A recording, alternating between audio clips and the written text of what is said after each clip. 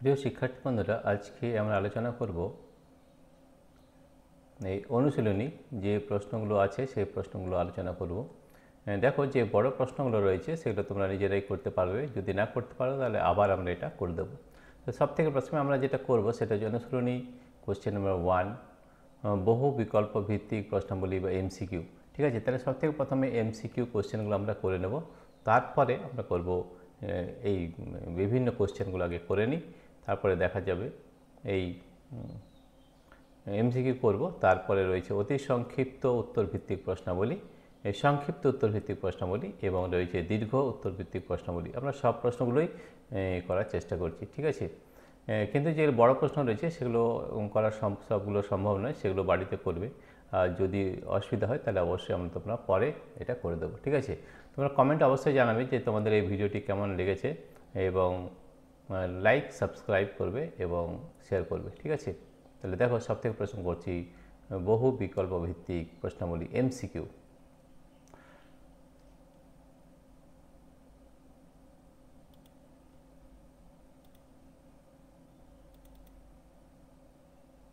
সবথেকে আগে আমাদের যে প্রশ্নগুলো রয়েছে সেই প্রশ্নগুলো এক একটা প্রশ্ন করব, এবং দেখবে যে প্রশ্নগুলোর মধ্যে আগে কিছু নিউমেরিক্যাল প্রবলেম রয়েছে সেগুলো করব, এবং যাতে বুঝতে কোনো অসুবিধা না হয় সেদিকেও কিন্তু আমরা লক্ষ্য রাখবো, ঠিক আছে।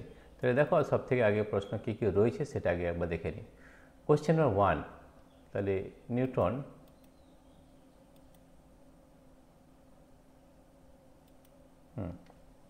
তাহলে সবথেকে প্রথমে কী রয়েছে দেখে নাও। কোশ্চেন নাম্বার 1, নিউটন আবিষ্কার করেন থমসন, রাদারফোর্ড, গোল্ডস্টেইন এবং স্যাডউইক, ঠিক আছে। তাহলে নিউটন আমাদের কী আবিষ্কার করেন? নিউটন আবিষ্কার করেন আমাদের স্যাডউইক। তাহলে হবে 1-এর উত্তর হবে সি। তাহলে দেখো, আমরা করে দিলাম 1-এর উত্তর করেছি সি, ঠিক আছে। পরমাণু নিউক্লিয়াসে থাকে, পরমাণু নিউক্লিয়াসে আমাদের কী থাকে? প্রোটন ও নিউট্রন। আমরা জানি যে পরমাণু নিউক্লিয়াস থেকে প্রোটন ও নিউট্রন, এবং তার বাইরে থাকে ইলেকট্রন মহল, তাই তো, সেটা আমরা জানি। তাহলে উত্তর হবে প্রোটন ও নিউট্রন, ঠিক আছে। এরপর রয়েছে ক্লোরিন পরমাণুর সবচেয়ে বাইরের কক্ষের ইলেকট্রন সংখ্যা। ক্লোরিন পরমাণুর সবচেয়ে বাইরের কক্ষের ইলেকট্রন সংখ্যা। তাহলে আমাদের ক্লোরিন যে পরমাণু বাইরের কথা, ক্লোরিনের কী হয়? পরমাণু ক্রমাঙ্ক 1735, তাই তো। তাহলে 17 যদি হয় তাহলে সবচেয়ে বাইরের কক্ষে, তাহলে প্রথম কটা থাকে ইলেকট্রন? 2টো, তারপরে 8টা থাকে, তারপরে 7টা থাকে। তাহলে সবচেয়ে বাইরের কক্ষে হবে আমাদের 7টি, ঠিক আছে। নিউটনবিহীন একটি পরমাণু হলো নিউটনবিহীন অর্থাৎ যার নিউটন নেই, অর্থাৎ H11, সাধারণ হাইড্রোজেন যেটা বলি, বা প্রোটিয়াম। তাহলে দেখো, H11 এর মধ্যে কটা প্রোটন আছে? একটা। ইলেকট্রন কটা আছে? একটা। নিউট্রন কটা আছে? এটা থেকে এটা বিয়োগ, দ্যাট ইজ 1 - 1 অর্থাৎ 0, রাইট। তাহলে এটা আমাদের উত্তর হবে প্রোটিয়াম। X612 এর আইসোটোপ। তাহলে আইসোটোপের সংজ্ঞা হচ্ছে যে পরমাণু ক্রমাঙ্ক সেম, পরমাণু ক্রমাঙ্ক একই হবে কিন্তু ভর সংখ্যা আলাদা হবে। তাহলে এটা আছে দেখো সি নম্বর। তাহলে পরমাণু ক্রমাঙ্ক সেম কিন্তু ভর সংখ্যা আলাদা, রাইট। নিচের কোন আয়নটির ইলেকট্রন বিন্যাস হিলিয়ামের মতো? তাহলে হিলিয়ামের যে ইলেকট্রন বিন্যাস সেটা আগে জানতে হবে। হিলিয়াম হচ্ছে He24, কটা ইলেকট্রন আছে? 2টো। তাহলে প্রথম কক্ষে 2টো ইলেকট্রন, এটা হয়ে গেল, ঠিক আছে। তাহলে Li+ মানে কি সেটা আগে জানতে হবে। Li+ মানে হচ্ছে Li কত হয়? 37 হয়, ঠিক আছে। সাধারণত 37 হয়, কিন্তু Li+ মানে হচ্ছে দেখো এখানে কটা প্রোটন আছে? 3টে প্রোটন আছে, 3টে, ঠিক আছে। ইলেকট্রন কটা? 3টে। নিউট্রন কত? 7 - 3 মানে 4, ঠিক আছে। এখানে দেখতে হবে যে Li+ আছে, প্লাস মানে একটা ইলেকট্রন বেরিয়ে গেছে, তাই ইলেকট্রন কটা থাকলে? 2টো, ঠিক আছে। তো 2টো যদি থাকে তাহলে এটা কিন্তু আমাদের হিলিয়ামের মতো অবশ্যই কাজ করবে, তাই তো। তাহলে হবে Li+। আলফা কণা বিক্ষেপণ পরীক্ষা করেন, আলফা কণা আমরা জানি এই পরীক্ষাটা করেন রাদারফোর্ড, রাইট। তো দেখো, এই প্রশ্ন আমরা করে নিলাম। তোমাদের যদি আরও কোনো প্রশ্ন থাকে অবশ্যই তোমরা কমেন্ট বক্সে জানাবে, আমরা আবার এই প্রশ্ন নিয়ে আসবো, ঠিক আছে। এরপরের প্রশ্নটা কী আছে আমরা একবার দেখে নিই। অতি সংক্ষিপ্ত। দেখো, এখানে রয়েছে অতি সংক্ষিপ্ত উত্তর ভিত্তিক প্রশ্নাবলী, ঠিক আছে। তো এটা কীভাবে করতে হবে? শূন্যস্থান পূরণ করে। ইলেকট্রনের ভর একটি হাইড্রোজেনের পরমাণুর ভরের 1/1837, 1 কত অংশ? এটা আমরা জানি যে এটা হয় আমাদের 1/1837 অংশ, ঠিক আছে। পরমাণুর সবচেয়ে সুস্থিত অংশ কিন্তু নিউক্লিয়াস, তাই তো। তারপর এখানে লিখলাম নিউক্লিয়াস, নিউক্লিয়াস, নিউক্লিয়াস, ঠিক আছে। কম জায়গার মধ্যে লেখা যাচ্ছে না, যাই হোক। পরমাণুর সবচেয়ে সুস্থিত অংশ কিন্তু নিউক্লিয়াস। সত্য না মিথ্যা লেখো। সোডিয়াম পরমাণু ইলেকট্রন -282, এটা অবশ্যই মিথ্যা। সোডিয়ামের কথা হয়, সোডিয়ামের কথা হয় সেটাকে জানতে হবে। সোডিয়াম 1123, সোডিয়ামের আমাদের যে ইলেকট্রন বিন্যাস হবে তাহলে 2, 8 এবং 1 হবে। এখানে 2 লেখা আছে, তাহলে এটা অবশ্যই মিথ্যা, তাহলে ফলস, এফ লিখে দিলাম। নিউট্রন নিস্তড়িত করা, এটা একদম ঠিক, তাহলে হচ্ছে ট্রু। নিউটনের কোনো আধান থাকে না, আমরা জানি সেটা। এক কথায় উত্তর দাও, পরমাণুর কেন্দ্রে কী কী কণা রয়েছে। আচ্ছা, পরমাণুর কেন্দ্রে কী কী কণা রয়েছে আমরা এখনই করলাম, সেটা যে প্রোটন ও নিউট্রন। আমরা এখানে ছোট্ট করে লিখছি proton and neutron, N, proton neutron, ঠিক আছে। একটি নিউটনের আধান কত, ঠিক আছে। নিউটনের আধান কত সেটা আমাদের যদি জানতে হয়, তাহলে নিউটনের আধানটা কিন্তু আমাদের মনে রাখতে হবে, ঠিক আছে। তাহলে নিউটনের আধান কত, নিউটনের আধান হচ্ছে আমাদের, এরও কিন্তু মনে রাখতে হবে এবং সেটা তোমাদের লিখে দেখাতে হবে, ঠিক আছে। এই কতগুলো জিনিস আছে সেগুলো মুখস্থ করতে হবে, তাহলে কিন্তু এগুলো মনে থাকবে না, ঠিক আছে। নিউটনের আধান আমাদের কত হয়, নিউটনের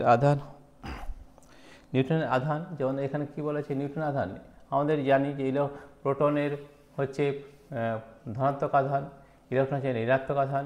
নিউটনের কিন্তু আধান, এখান থেকে নিউটন নিস্তড়িত করা আমি আগেই বলেছিলাম যে একটি নিউটনের আধান কত, 0, কত হবে 0, তাহলে আমরা এখানে বললাম 0। পরমাণুর সবচেয়ে ভারী কণা কোনটি, সব পরমাণুর সবচেয়ে ভারী কণা হয় কিন্তু আমাদের নিউট্রন, ঠিক আছে। পরমাণুর সবচেয়ে ভারী কণা। কোন বল পরমাণুতে কেন্দ্রীয় কণাগুলিকে ধরে রেখেছে, এটা যে নিউক্লিয়ার ফোর্স বা নিউক্লিয়ার বল, এখানে ইংরেজিতে লিখলাম নিউক্লিয়ার ফোর্স, নিউক্লিয়ার ফোর্স বা নিউক্লিয়ার বল, আমরা যেটাকে বলি নিউক্লিয়ার বল বা নিউক্লিয়ার ফোর্স, ঠিক আছে। পরমাণুতে ইলেকট্রন ও নিউট্রনের সংখ্যা যথাক্রমে 6, 8, পরমাণুটির ভর সংখ্যা কত, তাহলে ইলেকট্রন কত আছে 6টি, নিউট্রন কত আছে 8টি, তাহলে পরমাণুর ভর সংখ্যা কী করে বার করতে হয় সেটাকে জানতে হবে। ভর সংখ্যা হচ্ছে প্রোটন ও নিউট্রনের সমষ্টি, তাই আমাদের দেখো ইলেকট্রন কটায় 6টা, তাহলে প্রোটনের 6টা থাকবে নিশ্চয়ই, 8, 6, 14, তো এটা হবে 14, কত হবে 14, ভর সংখ্যা হবে 14, ঠিক আছে। ভর সংখ্যা হবে 14, 14, ঠিক আছে। একটি মৌলের পরমাণুর ইলেকট্রন বিন্যাস 287, মৌলটির ভর সংখ্যা 37 হলে নিউটন সংখ্যা কত, তাহলে দেখো সবথেকে আগে আমরা বার করতে হবে যে এটা কী ধরনের মৌল, ঠিক আছে। তো দেখো 2, 8 আর 7 এটা হচ্ছে ইলেকট্রন বিন্যাস, তাহলে এটা পরমাণু ক্রমাঙ্ক আমাদের 17, ঠিক আছে। এটা ক্লোরিন হবে এবং তার যে ভর সংখ্যা সেটা 37, ঠিক আছে। তাহলে জিজ্ঞেস করছে কতটা নিউটন সংখ্যা, তো এটা থেকে বিয়োগ করে দাও, তাহলে 37 - 17 0, 20টা হবে, রাইট।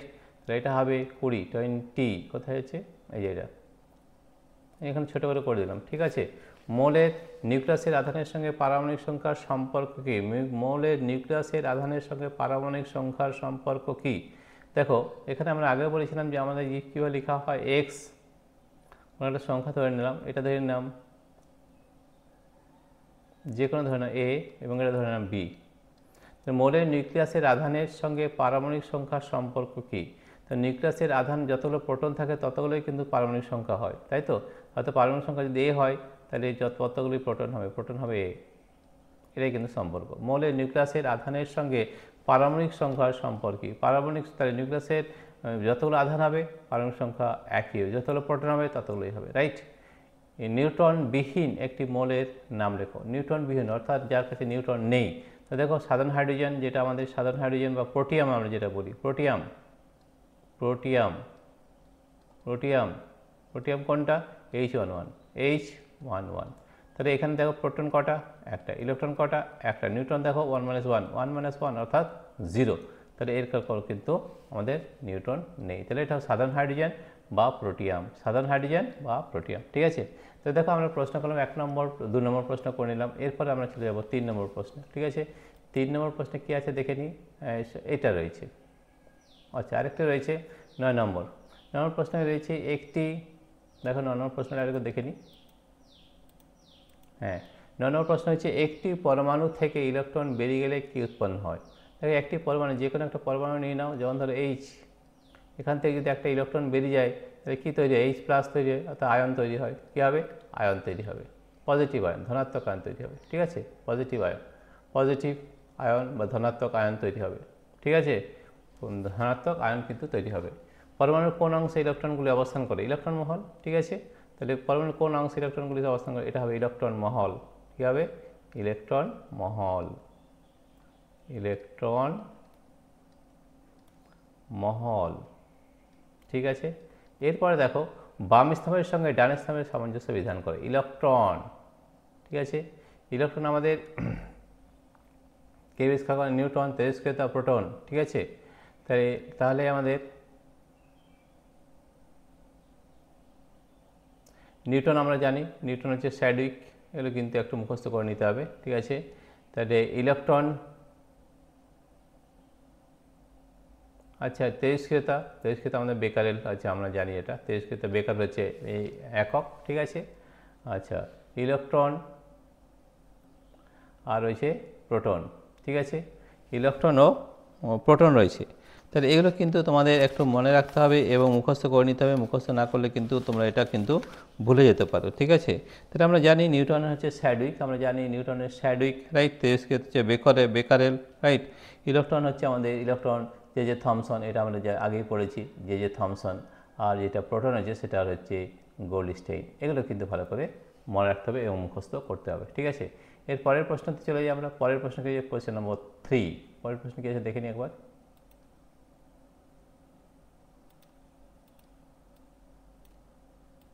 ঠিক আছে, পরের প্রশ্ন রয়েছে প্রশ্ন নম্বর 3।